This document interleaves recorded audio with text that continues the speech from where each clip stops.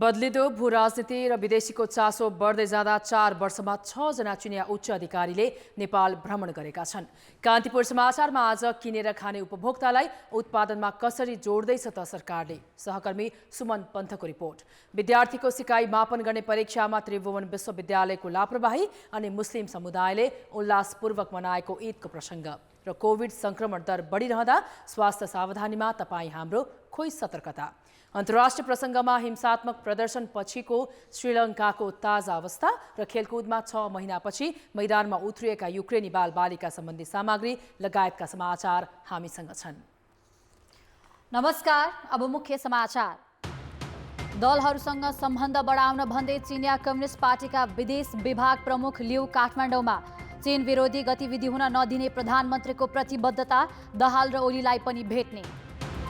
विदेश शहरमा कर्मचारीको लर्को, डलर सञ्चित घटिरहेको बेला 1 वर्षमै 6,500 कर्मचारी विदेश भ्रमणमा, उतै हराउने प्रवृत्ति पनि बढ्दो। गण्डकीका मुख्यमन्त्री, मन्त्री र नेताका आफन्तको नाममा राज्य कोषको दोहन, पारिवारिक कोषका लागि बजेटमै 1 करोडसम्म विनियोजन, विधि पद्धति र संघीयताकै खिल्ली। हिंसात्मक प्रदर्शनपछि श्रीलङ्कामा अन्तरिम सरकार गठनको गृह कार्य, सभामुख महिन्दा यापाले कार्यवाहक राष्ट्रपतिको जिम्मेवारी सम्हाल्ने तयारी। र राष्ट्रिय पौडी च्याम्पियनसिपको पहिलो दिन निभा मास्के र नासिर हुसैनलाई दोहोरो सफलता।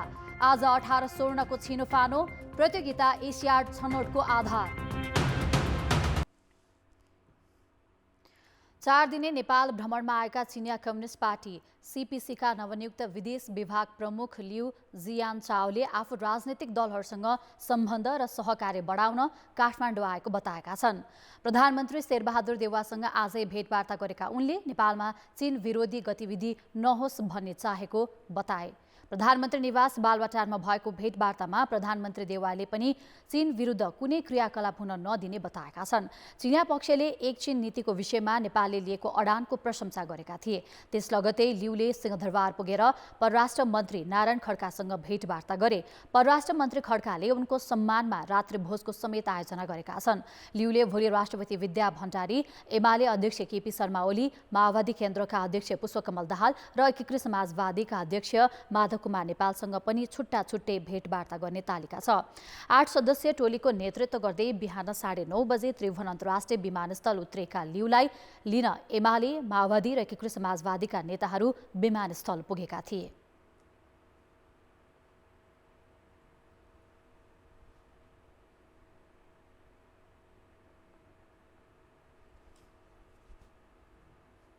उहाँ आफ्नो जिम्मेवारी सम्हालिसकेपछि उहाँको विभिन्न पार्टीहरूसित अब पार्टी टु पार्टी रिलेसनलाई अगाडि बढाउने क्रममा एक किसिमको परिचयात्मक भ्रमण हो। चीनको हामी नजिकका छिमेकी हौँ। हाम्रो भूभाग उत्तरतिरको भूभाग उसको स्वशासी क्षेत्र तिब्बतसित जोडिएको छ। तिब्बत उनीहरूका लागि तुलनात्मक रूपले सफ्ट बेली मानिन्छ, होइन? त्यो सफ्ट बेलीसित जोडिएको मुलुक चाहिँ मा अस्थिरता भयो भने, त्यहाँ अन्यलग्रस्त स्थिति भयो भने, त्यहाँ चीन विरोधी गतिविधिहरू बढे भने त्यसले डाइरेक्ट ममा थ्रेट हुन्छ भन्ने कुरा उनीहरूको चासो बढेको छ। त्यो चासो बढेका कारणले गर्दाखेरि उनीहरू त्यो नहोस् भन्ने कुरातर्फ बढी सतर्क छन्। यसअघि उनले माओवादी केन्द्रका अध्यक्ष पुष्पकमल दाहाल र एमाले अध्यक्ष केपी शर्मा ओलीसँग भर्चुअल वार्ता गरेका थिए। नेताहरूसँगको भिडियो वार्तामा लिउले चीनले प्रस्ताव गरेको बेल्ट एन्ड रोड अवधारणा अघि बढाउने बारे धारणा राखेका थिए। उनको भ्रमण नेपालले अमेरिकी सहायता परियोजना एमसीसी सम्झौता संसदबाट अनुमोदन गरेपछिको पृष्ठभूमिमा भएको हो। एमसीसी पारित गरेको विषयमा असन्तुष्टि देखिएको चीन अमेरिकासँगको सैन्य साझेदारी सम्बन्धी एसपीपी अघि नबढाउने नेपालको निर्णयको भने स्वागत गरेका थिए। चीनले नेपालका वामपन्थी दलहरू एक ठाउँमा उभिनु पर्ने धारणा राख्दै आएको छ। चीनको विदेश नीति र सम्बन्धमा सीपीसी विदेश विभागले महत्त्वपूर्ण भूमिका राख्ने गरेको छ। चीनको तर्फबाट 2076 यता राष्ट्रपति चेङफेङ, सीपीसीका तत्कालीन विदेश विभाग प्रमुख सोङ ताओ, रक्षा मन्त्री वे फेङहे सहित 6 जनाले नेपाल भ्रमण गरिसकेका छन्। गण्डकी प्रदेश सरकारले मुख्यमन्त्री, मन्त्री र नेताका परिवारका नाममा करोडौँ रुपैयाँ छुट्याएको पाइएको छ। जनताले तिरेको करको दुरुपयोग गर्दै गण्डकी सरकारले बजेटमै आफन्तका नाममा पैसा खनाएपछि चौतर्फी आलोचना भइरहेको छ। मुख्यमन्त्री कृष्णचन्द्र पोखरेल र उनी नेतृत्वको मन्त्री परिषदले परिवार र आफन्त रिझाउन राज्य कोषको दोहन गर्नु सुशासनको समेत विपरीत हो। मुख्यमन्त्री कृष्णचन्द्र पोखरेलका पिता गोवर्धन शर्मा स्मृति कोषका लागि गण्डकी प्रदेश सरकारले 50 लाख रुपैयाँ बजेटमा विनियोजन गरेको छ। शिक्षा, संस्कृति, विज्ञान, प्रविधि तथा सामाजिक विकास मन्त्री मेखलाल श्रेष्ठका स्वर्गीय मातापिताका नाममा खोलिएको ट्रस्टका लागि 1 करोड रुपैयाँ छुट्याइएको छ। यस्तै काङ्ग्रेस नेता अर्जुन प्रसाद जोशीका दिवंगत बुवा अमृत प्रसाद जोशीका नाममा स्मृति पार्क बनाउन 20 लाख तथा पर्वत काङ्ग्रेसका नेता स्वर्गीय डिल्लीराम लामिछानेको नाममा प्रतिष्ठान बनाउन 20 लाख रुपैयाँ प्रदेश सरकारले बजेटमै छुट्याएको हो। मुख्यमन्त्री र मन्त्री तथा नेताका परिवारको स्मृतिमा खोलिएका ट्रस्टका लागि 5 लाखदेखि 1 करोड रुपैयाँसम्म छुट्याएर राज्य कोषको दुरुपयोग गरेको भन्दै सरकारमै संलग्न मन्त्रीदेखि विपक्षी एमालेको समेत आपत्ति छ। जनतालाई ढाड सेकेर, जनतालाई कर बढाएर, जनतालाई खानेपानी विहीन बनाएर, जनतालाई बिजुली विहीन बनाएर बाआमाको नाममा ट्रस्ट बनाउनु, यो भन्दा चरम लापरवाही, यो भन्दा दुर्भाग्य कुनै हुनै सक्दैन। राष्ट्रिय फिगर होइन, अब राजनीतिक हिसाबले, सामाजिक हिसाबले त्यस्तो खालको फिगर भएको व्यक्तिहरू बाहेक को अवस्थामा चाहिँ यो खालको चाहिँ नराख्दाखेरि राम्रो हुन्छ। असार 1 गते बजेट ल्याउँदा मुख्यमन्त्रीकै योजना कटौती भएको भनेर निकै किचलो भएपछि 20 गतेबाट मात्रै छलफल सुरु भएको थियो। जब बजेटमाथि छलफल सुरु भयो तब मुख्यमन्त्री र मन्त्रीहरू नै आफ्नो परिवारका सदस्यको स्मृतिमा पैसा बाँड्न सक्रिय भएको खुलेको हो। सरकारले काङ्ग्रेस संस्थापक बीपी कोइरालाको नाममा 12 स्थानमा स्मृति पार्क निर्माणका लागि मात्रै 1 करोड रुपैयाँ भन्दा बढी रकम विनियोजन गरेको छ। मुलुक र जनताको हितमा काम गर्नुपर्नेले सरकारको नेतृत्वको मौका पाउनासाथ व्यक्तिगत स्वार्थमा संलग्न हुनुले विधि, पद्धति र सङ्घीयतालाई नै बदनाम गरेको छ। जनताले तिरेको करको रकमहरू कुनै पनि व्यक्तिगत प्रयोजनको लागि गर्न थाल्यो भने त यो मुलुकको अवस्था के होला, प्रदेशको अवस्था के होला? अनि राजनीतिक नेताहरू जसले भरोसा गरेका छन् यिनीहरूले के गर्लान् भनेर त्यसप्रतिको हाम्रो अविश्वास बढ्यो भने यो राजनीतिक व्यवस्थाको के अवस्था पुग्ला भन्ने कुरा हामी सोच्न सक्दछौँ। त्यसैले यस्ता प्रवृत्तिलाई अन्त नगरेसम्म यो मुलुक अगाडि बढ्न सक्दैन। राष्ट्रलाई योगदान पुर्याएका व्यक्तिको सम्मानमा सरकारले देखिने केही काम गर्नुलाई अस्वाभाविक मानिँदैन। विपन्न परिवारलाई रोजी रोटीकै चिन्ता छ। दुर्गमका जनताले सहज स्वास्थ्य सेवा पाइरहेका छैनन्, तर सत्ता र शक्तिको पहुँचमा राज्य कोषबाटै परिवारका नाममा गण्डकी प्रदेश सरकारले करोडौँ रकम बजेट छुट्याउनु सत्ता र शक्ति दुरुपयोगको पराकाष्ठ हो। कान्तिपुर समाचारका लागि सहकर्मी इन्द्र पौडेलका साथ ऋषिकान्त पौडेल, पोखरा। अब जनताको आवाज आज हामीले सातै प्रदेशमा सोधेका छौँ। सत्ता र शक्तिको आडमा आफन्त र आफ्ना निकटहरूलाई लाभ हुने गरी बजेट विनियोजन गर्ने प्रवृत्ति कसरी रोक्न सकिन्छ? जनताको आवाज। कर्मचारीहरू नेतामुखी हुन भएन। व्यक्तिगत स्वार्थभन्दा माथि उठेर जनताको हितको लागि काम गर्ने हो भने यो प्रवृत्ति रोक्न सकिन्छ। समाजमा कुनै दाग नलागेको कलङ्कित मान्छे भएन भने चाहिँ त्यति बेला मात्रै यो सम्भव हुन्छ। जनताले भनेकै हामीले मानिन्न भने के आउनु जनतासँग फेरि हात जोड्न जाने? बजेट निर्माणको प्रक्रिया जुन छ अझै ट्रान्सपेरेन्ट हुनु पर्यो। सबै कुरा त माथिबाटै बिग्रेको छ। नेताहरू यस्तो काम नगर्नु पर्यो, हामीहरू विरोध गर्नुपर्छ। जनताका रूपमा मात्रै हेर्नु पर्यो र आफन्तको लागि लाग्न भएन। विकास हो चाहे जे काम पनि होस् सबै जनताको लागि गर्नु पर्यो। पहुँच भएकोलाई अगाडि नबढाएर एउटा दिन दुखीलाई ख्याल गर्नु पर्यो। सरकारले चाहिँ कडा भन्दा कडा चाहिँ एउटा नियम लगाउनु पर्यो। जुन युवा शक्ति हुन्छ, शिक्षित वर्ग हुन्छ, उहाँहरूले चाहिँ प्रत्यक्ष रूपमा खबरदारी गर्नुपर्छ। सङ्घीय चुनावमा चाहिँ यस्ता व्यक्तिहरूलाई छानी चाहिँ किनारा लाउनुपर्छ। नयाँ मान्छेले लिएर आउनु पर्यो, नयाँ देश विकास गर्नको लागि दोहोरो कानुन बनाउनु पर्यो। पत्रकारहरूबाट पनि यसको विरोधमा बुलन्द रूपमा आवाज उठाउनु पर्छ। विज्ञहरूको टोली राखेर सत्ता र शक्तिको आडमा नभई सबैलाई समान हुने खालको बजेट ल्याउनु पर्यो। समाजको हित हुने काम गर्नु पर्यो। एउटै विकल्प भनेको हामी सम्पूर्ण नेपाली जनताहरू चाहिँ सडकमा उत्रेर यसको विरोध गर्नुपर्छ। सक्षम व्यक्तिहरू त्यस्तो ठाउँमा पुग्नुपर्छ जसले जनतामुखी बजेट ल्याउन सकोस्। एउटै मात्रै उपाय हो, अब आउने निर्वाचनमा यिनीहरूलाई सत्ताबाट विस्थापित गर्नुपर्छ। जनता र देशलाई बुझेर अब बुझेर नै बजेट निर्माण गर्न सक्यो भने राम्रो हो।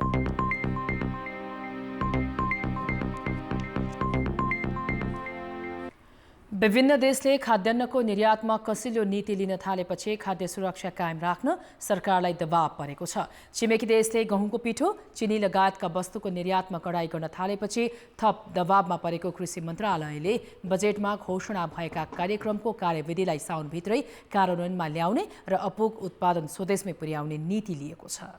रुस युक्रेन युद्धले विश्वकै खाद्य आपूर्ति श्रृङ्खलामा पारेको प्रभाव र जलवायु परिवर्तनका कारण अपेक्षित उत्पादन बढाउन नसक्दा अहिले संसारभर नै खाद्यान्नको मूल्य वृद्धि 12 वर्षपछि उच्च रूपमा आकाशिएको छ।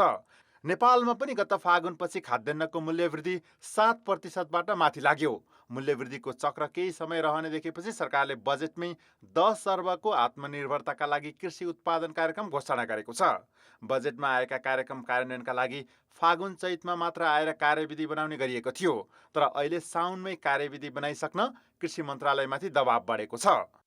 त्यसको एउटा मोडालिटी, त्यसको एउटा कार्यविधि बनाउनको लागि एउटा उच्चस्तरीय मन्त्रालयबाट समिति पनि बनेको छ हैन। म आफै पनि त्यो समितिमा सदस्य छु। त्यसले साउन 7 गते भित्रमा चाहिँ एउटा दस्तावेज मन्त्रालयमा प्रस्तुत गर्ने र 15 गते भित्रमा चाहिँ यसलाई अन्तिम रूप दिने भन्ने कुराहरू चाहिँ भएको छ। त्यसमा हामी सुरु गरिसकेका छौँ। आत्मनिर्भरताका लागि कृषि उत्पादन कार्यक्रममा यो वर्ष नै उत्पादन बढाउन सकिने गरी तयारी गरिने बुझिएको छ। जस्तो आउँदो चैते धानको क्षेत्रफल बढाएर अपुग रहेको 6 लाख टन चामल मागपूर्ति गर्ने, बेमौसमी मकै लगाउने क्षेत्रको विस्तार, गहुँ जस्ता खेतीमा सिँचाइ पुर्याउने, त्यसका अतिरिक्त किनेर खाने बानी परेका उपभोक्तालाई कृषिमा फर्काउने र टिकाउने अभियानको पनि खाँचो छ। हामी चाहिँ पैसा भयो भने किनेर खान पाइन्छ, किनेर खान सकिन्छ, पैसा भएपछि भइहाल्यो भन्ने किसिमको मेन्टालिटी हामीमा थियो, छ पनि अझै। अब त्यो कुरा बिस्तारै सिकाउँदैछ कि अहिलेको युक्रेन रसियाको जुन युद्ध प्लस अरू विविध चाहिँ कारणहरूले गर्दाखेरि अब हामी चाहिँ त्यतिर जानुपर्छ। त्यस्तै जस्तो खेती गर्न छोडियो भने त खेती गर्न जान्दैनौँ, बिर्सिन्छौँ। अनि आज खेती गर्न सुरु गरेर आज माटोमा बिउ हाल्यो भने 6 महिना पछाडि फल दिन्छ। 6 महिनासम्म त हामी के खाएर माटो खाएर बाँच्न त सकिँदैन।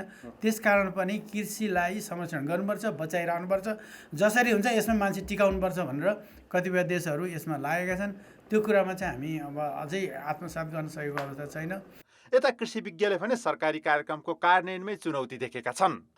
हाम्रो आफ्नो जनतालाई खान पुग्ने गरी उत्पादन गर्न असाध्यै जरुरी छ र त्यसैको लागि भनेर चाहिँ यो कार्यक्रम ल्याइएको हो। र यो जरुरी हुँदाहुँदै पनि मेन पावर हाम्रो चाहिँ कम भएको कारणले गर्दाखेरि यो कार्यक्रम पनि सञ्चालन गर्न चाहिँ त्यति गाह्रो होला कि जस्तो मलाई लागिरहेछ। रुस र युक्रेनको युद्धको बाछिटा खानेतेल र खाद्यान्नको मूल्यमा भएको मूल्य वृद्धिले हाम्रो भान्सासम्म प्रभाव पारेको छ।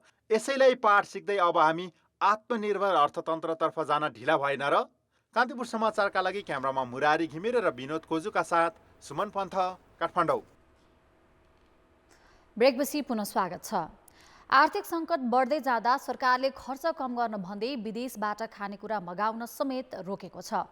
पढ्न जानेले मुस्किलले $1500 साट्न पाउँछन्, तर सरकारी कर्मचारी भने लस्कर लाएर विदेश घुमिरहेका छन्। यो आर्थिक वर्षमा मात्रै करिब 6500 कर्मचारी विदेश पुगेका छन्। सगरमाथाको 100 ग्रामको ढुङ्गा बोकेर संस्कृति, पर्यटन तथा नागरिक उड्डयन मन्त्रालयका 6 जना कर्मचारी मालदिप्स पुगेका छन्। त्यस्तै बुधबार अर्थ मन्त्रालयका राजस्व सचिव कृष्णहरि पुष्कर र आन्तरिक राजस्व विभागका उपमहानिर्देशक गोविन्द सुवेदी अस्ट्रियाको भियना उडे। तर दुवैजना कति कामले भियना पुगे अर्थका अधिकारी र आन्तरिक राजस्व विभागलाई नै थाहा छैन। यी त पछिल्ला उदाहरण हुन्। यो आर्थिक वर्षमा मात्रै 6000 भन्दा बढी कर्मचारीले विदेश सहेर गरेका छन्। चाहिने नचाहिने तल्लो स्तरका जुन आफूसँग सम्बन्धित छैन त्यसमा पनि विदेश भनेपछि 10 हात खुट्टा उचालेर विदेश जाने चलन भएको छ। त्यो मुख्यतः प्रशासनमा अनुशासनहीनताको कारणबाट भएको हो। अहिले वैदेशिक मुद्राको सञ्चिति घटेको छ। पैसा विदेशिनबाट जोगाउन भन्दै वस्तु खरिदमा समेत कडाई गरेको छ। विदेश पढ्न जाने विद्यार्थीले $1500 मात्रै सटै पाउँछन्। तर सरकारी कर्मचारी हुल बाँधेर विदेश भ्रमणमा जाँदा कति पैसा विदेशियो लेखाजोखा छैन। त्यसमाथि कोरोना महामारीको जोखिम पनि उत्तिकै छ। यो स्थितिमा लस्कर लगाएर कर्मचारी विदेशिनु र पठाउनु कतिको जायज छ? एकजना जान पर्ने ठाउँमा 2-3 चाहिँ विदेश संस्थाले बेहोर्ने भए पनि 2-3 पठाएको, अनि मन्त्रीको निजी सचिवालयको मान्छेहरू राखेर चाहिँ सङ्ख्या बढाएको, कतिपय अवस्थामा चाहिँ पोलिटिकल कार्यकर्ताहरू पनि लगेको, यस्तो कुराहरू देख्छौँ जुन चाहिँ संस्थाको संरचनाको लागि, संस्थाको व्यावसायिकताको लागि वा राष्ट्रको हितको लागि भन्दा पनि त्यो चाहिँ घुमघाम, मोजमजा, होइन, रङरौस इत्यादिको लागि हुन्छ। यस्तो कुरामा त पुरै निगरानी गर्नुपर्छ। राज्यको उपस्थिति जनाउनै पर्ने ठाउँमा कर्मचारी विदेश जानु अन्यथा होइन, तर कर्मचारी तन्त्रमा विदेश मोह यति धेरै छ कि विदेशीसँगै टिकट र बजेट मागेरै बारम्बार घुमफिरमा निस्किने प्रवृत्ति छ, अनि धेरै त उतै हराउने गर्छन्। तर नियमन गर्न राज्य व्यवस्था समितिले 2 वर्ष अघि दिएको निर्देशन पनि सरकारले पालना गरेको छैन। कर्मचारीहरू यहाँ काम छोडेर, होइन, आफ्नो प्रशासनिक अरू कार्य छोडेर सबै लाम लाएर विदेश जाने, वहीँ हराउने, ढिलो आउने, योले चाहिँ काममा ढिला सुस्ती पनि आउँछ, होइन। जनताले जुन रूपले चाहिनुपर्ने सेवा पाउँदैनन्, उनको अनुभवहरू पनि यहाँ लिएर सेयर गर्दैनन्। यो सबैको लागि जिम्मेवार चाहिँ राज्य हुन्छ कि राज्यले कानुन बनाएर चाहिँ दायरामा ल्याउनुपर्छ। बजेट सक्न आर्थिक वर्षको अन्त्यतिर विदेश जाने क्रम झन बढी हुन्छ। गत आर्थिक वर्षमा 2017 जना कर्मचारीले विदेश भ्रमण गरेका थिए। सरकारी आँकडा हेर्दा चालु आर्थिक वर्षमा 1,42,256 जनाले विदेश भ्रमण गरेका छन्। तीमध्ये 6,438 जना सरकारी कर्मचारी हुन्। यस्तो बेथिति कहिलेसम्म? कान्तिपुर समाचारका लागि क्यामेरामा राजेन्द्र महर्जनका साथ भरत रावल, काठमाडौँ। अब जनमतको अन्तिम परिणाम। जनमतमा हिजो हाम्रो प्रश्न थियो, बलात्कारका घटनामा जाहिरका लागि हदम्याद बढाउने विषयमा सांसदहरू विभाजित हुनुलाई के भन्नुहुन्छ? ए, विषयप्रति असंवेदनशील, बी, कानुन प्रतिको गम्भीरता र सी, प्रजातान्त्रिक अभ्यास। जनमतको अन्तिम परिणाम यस्तो छ: ए, विषयप्रति असंवेदनशीलमा 80%, बी, कानुन प्रतिको गम्भीरतामा 18% र सी, प्रजातान्त्रिक अभ्यासमा मात्र 2% मत प्राप्त भएको छ। अब जनमतमा आजको प्रश्न। जनमत: सरकारी कर्मचारीको विदेश भ्रमण मोहलाई के भन्नुहुन्छ? ए, बजेटको दुरुपयोग, बी, घुमफिरको लोभ र सी, सीप वृद्धिको चाह। जनमतको अन्तिम परिणाम भोलि साँझ 8 बजेको कान्तिपुर समाचारमा प्रसारण गर्नेछौँ। कृपया NEWS न्युज स्पेस AB वा सी टाइप गरी 34001मा SMS गरी आफ्नो मत व्यक्त गर्नुहोला। स्थानीय तह निर्वाचनको समीक्षासँगै दलहरू प्रदेश र प्रतिनिधि सभाको आगामी चुनावमा जुटेका छन्। तर आफ्नो दललाई जनसमक्ष पुर्याउने र सबै निर्वाचनमा उम्मेद्वार उठाएर एक्लै धेरै क्षेत्र जित्नेमा उनीहरूको ध्यान देखिन्न। बरु मुख्य दलहरूको ध्यान कसरी गठबन्धन बलियो बनाउने र सिट धेरै लिएर सत्तामा पुग्ने बाटो सुरक्षित राख्ने भन्ने छ। सत्तारूढ गठबन्धनका दलहरूले स्थानीय तह निर्वाचनमा एक्लै अर्कालाई मत नदिएका कारण मत कम आएको गुनासो गरिरहेका छन्। तर अहिले पनि गठबन्धन टुटाउने पक्षमा कोही देखिँदैनन्। गठबन्धनभित्र अलि बढी गुनासो गरेको जनता समाजवादी र एकीकृत समाजवादी पार्टीले समेत गठबन्धनबाट बाहिर जाने पक्षमा छैनन्। तर गठबन्धनको भविष्य निर्धारण भने मूल हिस्सेदार नेपाली काङ्ग्रेस र माओवादी केन्द्रबीच हुने सिट बाँडफाँडले गर्ने देखिन्छ। माओवादी केन्द्रभित्र 40%को हाराहारीमा सिट आफ्नो पक्षमा हुनुपर्ने आवाज उठेको छ।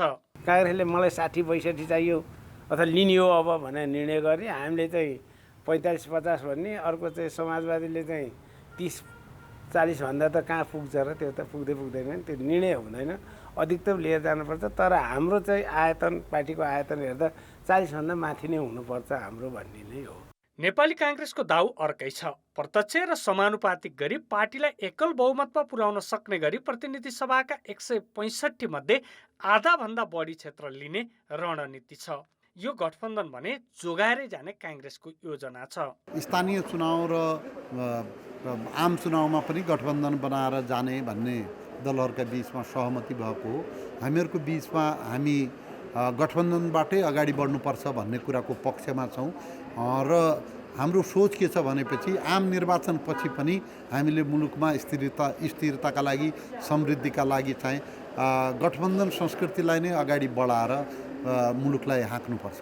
प्रमुख प्रतिपक्षी एमाले भने कुनै पनि हालतमा अहिलेको गठबन्धन फुटाउने प्रयासमा छ। गठबन्धन फुटाउन नसके त्यसमध्येको कुनै दललाई आफूतिर तान्ने र त्यो पनि नसकिएमा गठबन्धन बाहिर रहेका दलहरूसँग मिलेर गठबन्धन बनाउने बाटो एमाले खुला राखेको छ। नेपाली काङ्ग्रेससित मूल प्रतिस्पर्धा भएको हुनाले हामी काङ्ग्रेसको विपक्षमा आवश्यकता अनुसार स्थिति अनुसार हाम्रो गठबन्धन हुन पनि सक्छ। गठबन्धनको ढोका चाहिँ बन्द गर्ने कसैसित पनि नगर्ने भन्ने हाम्रो नीति छैन। तर अहिले गठबन्धन कसित गर्ने भन्ने कुनै निश्चित भएको छैन। लोकतान्त्रिक समाजवादी पार्टी लोसपा पनि एमाले वा सत्तारूढ गठबन्धन कोसँग सहकार्य गर्दा फाइदा हुन्छ भन्नेमा देखिन्छ। खासमा मुख्य दलहरू आगामी चुनावमा आन्तरिक तयारी र आफ्नै सङ्गठनको भरमा भन्दा पनि गठबन्धनकै च्याखे दाउमा छन्। कान्तिपुर समाचारका लागि क्यामेरामा पशुपति बुढाथोकीका साथ दीपक आचार्य, काठमाडौँ। नेपालमा कोरोना संक्रमण दरमा वृद्धि हुँदै गइरहेको छ। जेठ मसान्तसम्म 1% भन्दा कम रहेको संक्रमण दर अहिले 6% भन्दा माथि पुगेको हो। संक्रमण दर 5% नाग्नु भनेकै खतराको सङ्केत हो। अधिकांशले मास्क नलगाउनु, भिडभाड हुनु र स्वास्थ्य सतर्कता नअपनाएको काठमाडौँको यो दृश्य हेर्दा कोरोना संक्रमण साम्य भइसके जस्तो लाग्छ। लगाइन झुक्के तर लगाउँछ, लगाइन्छ। कलेजहरू गइन्छ बिहानमा, आज कहिले कहीँ लगाइन्न। डर चाहिँ लागेको छ सर। मैले मास्क आज बिर्सेछु, म पसलमा किनेर लाउँछु। मास्क लाउनु अनिवार्य छ। मानिसहरूले जोखिम वास्ते नगरे पनि कोरोना संक्रमण दरको तथ्याङ्कले भने स्थिति गम्भीर बन्दै गएको देखाउँछ। भारतमा संक्रमण बढेसँगै नेपालमा पनि संक्रमण उच्च हुँदै गएको हो। असार 1 गते 2856 जनाको PCR परीक्षण गर्दा कोभिड संक्रमण दर 0.66% थियो। असार 15 मा 5.5% पुग्यो। अहिले 1700 जनाको PCR परीक्षण गर्दा 104 लाई संक्रमण देखियो। अर्थात् संक्रमण दर 6.11% पुग्यो। जबकि 5% भन्दा बढी हुनुलाई जोखिमपूर्ण अवस्था मानिन्छ। त्यसो भए अब के गर्ने त? बोर्डरमा चाहिँ अलिकति सबैतिर चाहिँ जहाँबाट धेरै मानिसहरूको नेपालतिर आवागमन हुन्छ त्यसमा चाहिँ अलिकति कडाइ गर्नु पर्यो। त्यहाँ चाहिँ जहाँ मानिसहरूको स्वास्थ्य जाँच गरेर अनि चाहिँ यो चाहिँ शङ्कास्पद व्यक्तिहरूको यो चाहिँ नमुना जाँच गरेर मात्रै अब ओहोरदोहोर गर्ने चाहिँ व्यवस्था मिलाउनु पर्यो। दोस्रो चाहिँ अनि खोप नलगाएका जिल्लाहरू कहाँ छन्, कम खोप लगाएका, 2 डोज नलगाएका अथवा पहिलो डोज पनि नलगाएका जनसङ्ख्या कहाँ छन्, जिल्ला कहाँ छन्, अनि कुन नगरपालिका, त्यो हेरेर त्यहाँ पनि तत्कालै चाहिँ खोप लगाउने व्यवस्था मिलायो भने अनि यसको चाहिँ जोखिम घटेर जान्छ। चिकित्सकहरूका अनुसार संक्रमण दर बढ्नुमा हालै देखिएको ओमिक्रोनको नयाँ स्वरूप पनि हो। भारतमा 24 घण्टामा 18,000 भन्दा बढीमा संक्रमण देखिएको छ। तर नाकाहरूमा कडाई र खोपको दायरा बढाउन चासो दिएको छैन। राज्यको निकायबाट महामारी लाई चाहिँ बढिहाले पनि त्यसलाई नियन्त्रण गर्ने कुरामा हामी हर चाहिँ हिसाबले रेडी छौँ, तयार छौँ। सबै अस्पतालहरू चाहिँ सजगताका साथ चाहिँ बसेका छन्। तल चाहिँ त्यो बोर्डर एरियालाई पनि अलिक बढी निगरानी गर्ने काम भइसकेको छ। सरकारले सम्भावित जोखिमको निगरानीमा ध्यान नदिने र सर्वसाधारणले पनि स्वास्थ्य मापदण्डको पालनामा ख्याल नगर्ने हो भने कोरोना संक्रमणले स्थिति गम्भीर हुन सक्छ। कान्तिपुर समाचारका लागि क्यामेरामा श्याम श्रेष्ठका साथ कृपाल गौतम, काठमाडौँ। अर्थ र विकास। नेपाल राष्ट्र बैंकका गभर्नर महाप्रसाद अधिकारीले आगामी आर्थिक वर्षको मौद्रिक नीति कुनै समूहको व्यापार व्यवसाय बचाउने भन्दा पनि अर्थतन्त्र बचाउनका लागि केन्द्रित हुने बताएका छन्। उद्योग वाणिज्य महासंघले आज मौद्रिक नीति सम्बन्धी आयोजना गरेको कार्यक्रममा बोल्दै उनले उद्योगी तथा व्यवसायीलाई आफू अनुकूलको मौद्रिक नीतिको अपेक्षा नगर्न आग्रह गरे। मुलुकको अर्थतन्त्र जोखिममा पर्नबाट बचाउने गरी मौद्रिक नीतिको मस्यौदा तयार भइरहेको उनले प्रश्न पारे। व्यवसायीहरूले आफ्नो नाफा मात्रै नहेर्न आग्रह गर्दै गभर्नर अधिकारीले यस वर्षका लागि कसिलो खालको मौद्रिक नीति आउँदा सहनुपर्ने बताए। खपत बढेका कारण शोधनान्तर स्थिति घाटामा गएकाले मुलुकको अहिलेको आवश्यकता अनुसार मौद्रिक नीतिको तर्जुमा भइरहेको उनले जानकारी दिए। प्रफिट कम नहोस्, लसमा जानु नपरोस् भन्नु स्वाभाविकै हो। बिजनेस गरिराख्दाखेरि सहज होस् भन्नु स्वाभाविकै हो। हामीले त्यसलाई अन्यथा लिने विषय आउँदैन। र हामीले नीतिहरू बनाइराख्दाखेरि समग्र अर्थतन्त्रको लागि के विषय आवश्यक हो, कसरी चाहिँ हाम्रो अर्थतन्त्रलाई हामीले चाहिँ स्टेबल बनाउन सक्छौँ, जोगाउन सक्छौँ, भोलिका सम्भावित कुनै किसिमका जोखिमहरू छन् भने तिनबाट बचाउन सक्छौँ त्यो विषयमा केन्द्रित भएर हामीले नीति निर्माण गर्ने हो। त्यस अवसरमा उद्योगी तथा व्यवसायीले भने बढ्दै गएको ब्याज दरका कारण महँगी पनि बढेको बताएका छन्। आयातलाई निरुत्साहन गर्ने भन्दा पनि राजस्व र रोजगारी बढाउने गरी आयात गर्नुपर्ने उनीहरूको सुझाव छ। प्रोडक्टिभ सेक्टर भन्नाले हाम्रो अर्थतन्त्रको आधार हो र प्रोडक्टिभ सेक्टरमा हामीले लगानी गर्दै गर्दा जब पनि क्रिएट हुन्छ र अर्थतन्त्र चलायमान पनि हुन्छ। तर हामीले नन प्रोडक्टिभ सेक्टरमा लगानी बन्द गर्ने हो भने राजस्व सिधै घट्छ र त्यसैले गर्दाखेरि एउटा ब्यालेन्समा हामी चल्नै पर्ने हुन्छ, किनभने राजस्व नभइकन राज्य सञ्चालन गर्न सकिँदैन। र प्रोडक्टिभ सेक्टरको मात्रै कुरा गरेर नन प्रोडक्टिभमा हामीले लोन नदिने हो भने, त्यसमा कर्जा प्रवाह नगर्ने हो भने फेरि त्यसको अर्को एउटा विकृति आउन सक्छ। महँगी नियन्त्रण गर्न ब्याज दर बढाउने भन्दा पनि निश्चित सीमामा राखेर अर्थतन्त्रलाई सही दिशामा दोहोऱ्याउने गरी मौद्रिक नीति आउनुपर्ने अन्य सहभागी उद्योगी तथा व्यवसायीको भनाइ छ। त्रिभुवन विश्वविद्यालयले लिने परीक्षामा एकपछि अर्को लापरवाहीका घटना दोहोरिएका छन्।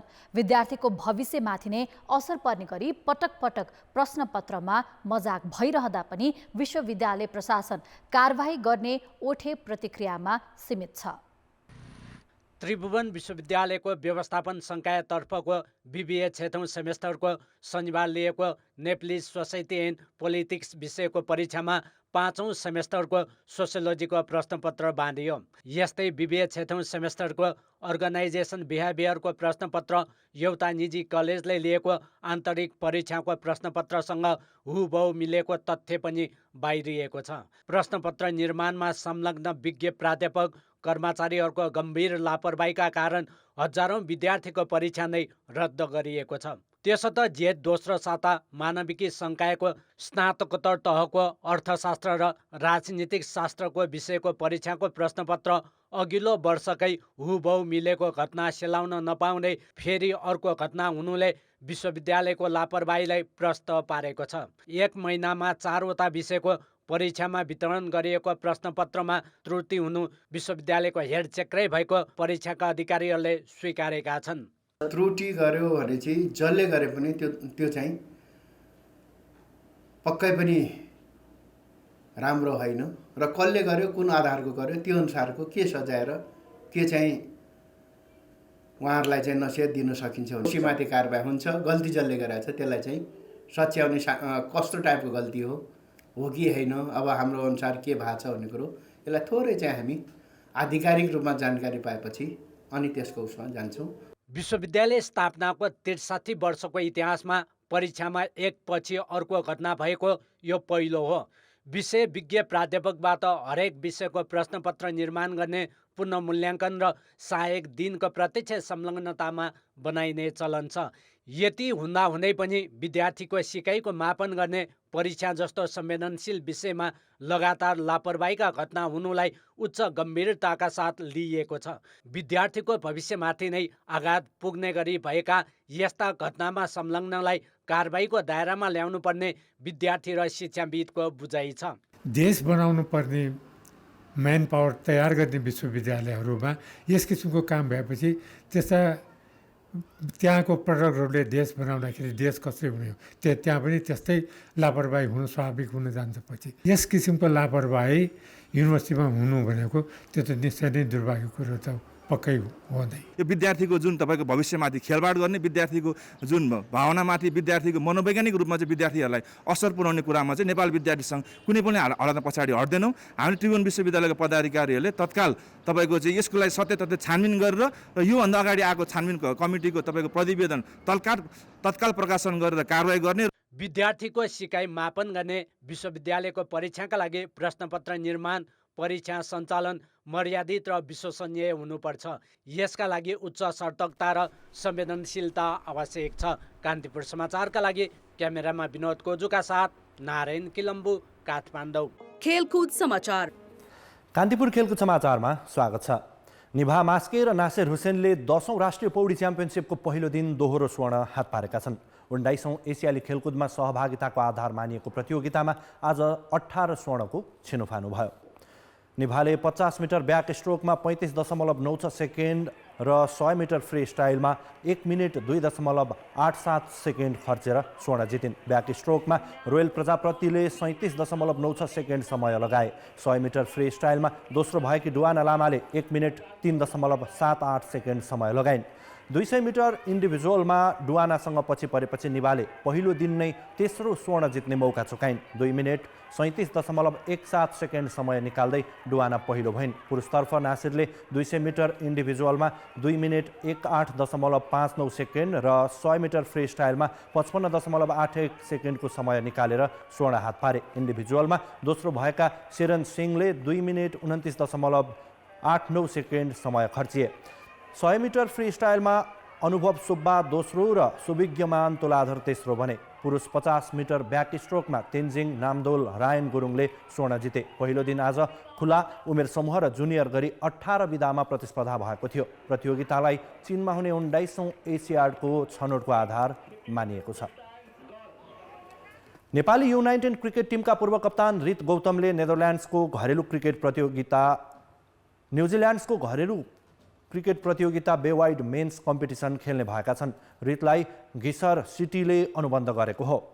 रितले क्लबमा 1 सिजन अर्थात् 6 महिना खेल्न पाउनेछन्। यो प्रतियोगिता डिभिजन 1 र च्याम्पियनसिप भन्दा माथिल्लो र सबैभन्दा स्तरीय मानिएको प्लङ्केट सिल्ड भन्दा तल्लो स्तरको हो। त्यहाँ न्युजिल्यान्डका सिनियर तथा राष्ट्रिय टिमका खेलाडीहरूले समेत सहभागिता जनाउनेछन्।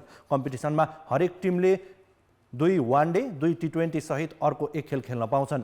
घिसरले 2019 देखि बेवाइड खेल्न थालेको हो। यसको नयाँ सिजन अक्टोबरमा सुरु हुनेछ। रित अहिले प्रशिक्षणको क्रममा दिल्लीमा छन्। उनी अगस्तको सुरुवातमा न्युजिल्यान्ड जाने योजनामा छन्। रित उमेर समूहको क्रिकेटमा 2 शतक हान्ने एक्लो नेपाली ब्याट्सम्यान हुन्। खेलकुद समाचार अहिलेलाई यति नै।